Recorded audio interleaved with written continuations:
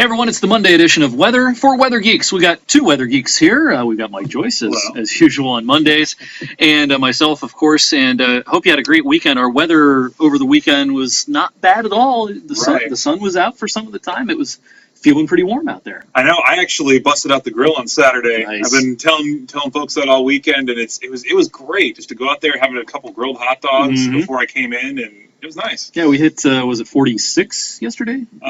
Saturday was 46. And Sunday was 41. Yeah, so still pretty good. Still good, yeah. That's still above average. But what we're looking at here is the month as a whole so far, and this tells a little bit of a different story, of course.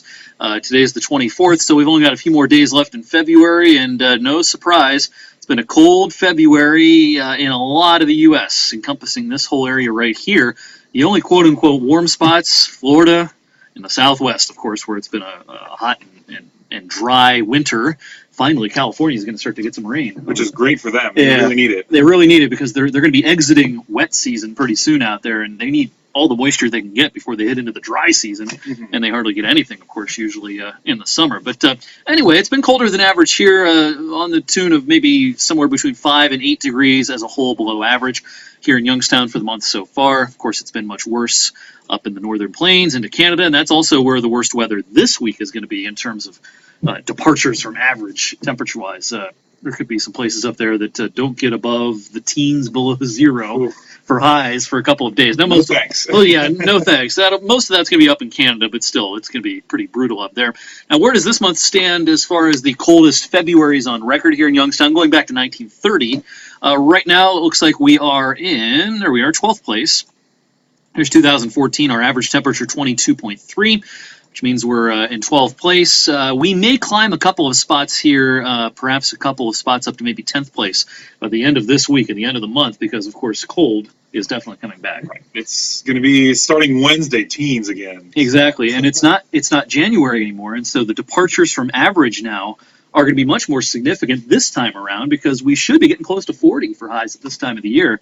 And now with teens, that's a good 25 below average. In January, it was 15 degrees below average, but now it's quite a bit more because our averages have risen here late in the winter season. So coldest February on record here in Youngstown, 1934, 15.2. Most recent cold Februaries, the late 70s, 1978 and 1979. A couple of real brutal years there, but fifth place, 2007. Not that long ago. All right, our weather for today looking like this.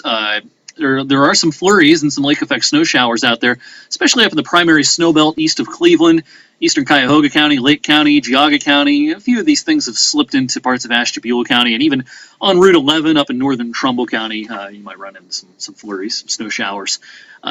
This afternoon, my wife and I were up in Niagara Falls last night, and this morning we came back and drove through some real hefty lake effect here around the Buffalo area. So, thankfully, that's not here. Right. In fact, I came in a little while ago and had some sunshine, and looking at the tower cam, it's still fairly sunny out there this afternoon. So it's definitely a different feeling day today. Let me take off the satellite here. Here's a look at the wind chills. Pause the radar. Wind chills this afternoon, generally in the lower teens. It's a day for the winter jacket, that much is for certain, and it's only going to get worse before it gets better. I know, unfortunately. Yeah, you were here over the weekend, of course, and your thoughts on the end of the week. Generally speaking, there are no big storms coming, right? No, that's the great thing. The big story right now is just the cold.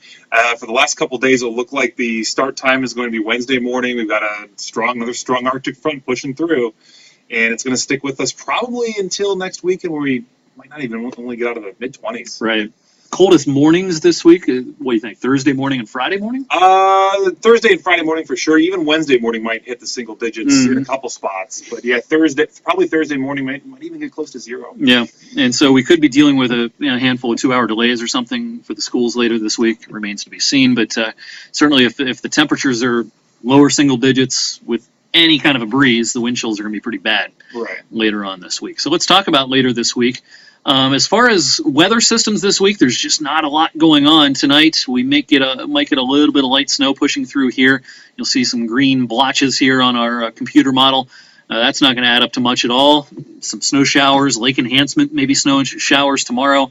There is a part of Lake Erie that is open now, ice-free, out on the west central part of the lake. So the lake can enhance the snowfall a little bit. Here's a look at Wednesday, and this is when the East Coast is going to get brushed by maybe a few inches worth of snow. A few days ago, or several days ago, there's some concern about a big East Coast storm this week, but looks like it's a wide right situation. It's going to miss them out to sea for the most part, and that means it's, of course, going to miss us too. Here's Thursday. Got another little clipper coming through here, through upstate New York, center of it right there, with a cold front back here. And again, this just isn't much. Right. Snow showers. We're going to get nickeled and dimed this week a little bit. The big story is the cold for the next several days. Here's a look at the temperature anomaly map or chart for 16 days, and this is based on the GFS model from last night. The black line that doesn't move up here, that's average. That's where we should be. And then the white boxes, that's the computer model forecast going all the way out through the 11th of March. And, of course, we're going to be way below average for much of the next 5 or 6 days.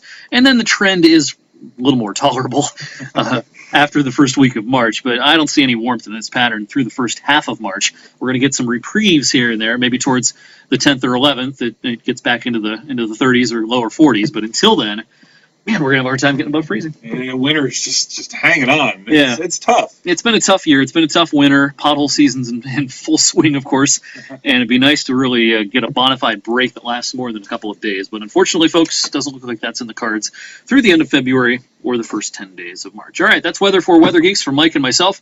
Hope you have a great rest of your Monday. I'll be on 21 News tonight at 6, and we're back on at 11 now that the Olympics are over. So back to your regularly scheduled late evening news. So we'll see you tonight on the TV side.